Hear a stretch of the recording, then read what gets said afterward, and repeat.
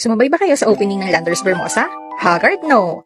Pero ayan, after a few days, wala na masyadong tao, mas chill nang mamili. Grocery day namin today with Chickadee, sabi nila, biggest Landers daw ito sa Philippines. Syempre, si Mommy, naghanap ng buy one take one, alam nyo naman, sale hunter tayo, pero ayun, bigo. Honestly, same lang din talaga siya ng vibe dun sa Alabang branch niya. Mas malaki lang talaga ito.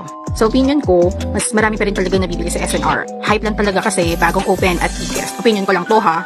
Pero happy pa rin kami kasi after ilang months ng maternity leave, nakalabas na rin kami ni baby. Yun, lakad-lakad lang kami.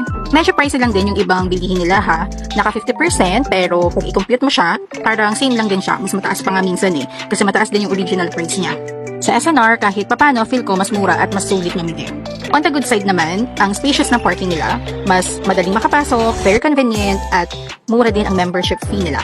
Napansin ko lang ha, kulang sila sa promotions. Sana may mga free taste or more buy one take one offers lalo na't bagong bukas sila. Alam nyo naman, tayong mga mommies at Filipino, malakas sa free taste at promo deals, love natin yan eh. Pero overall, okay naman ang experience with the family. Pero next time, sa SM or SNR na lang kami muna kasi mas tipid, mas malapit, mas sulit at mas maraming options.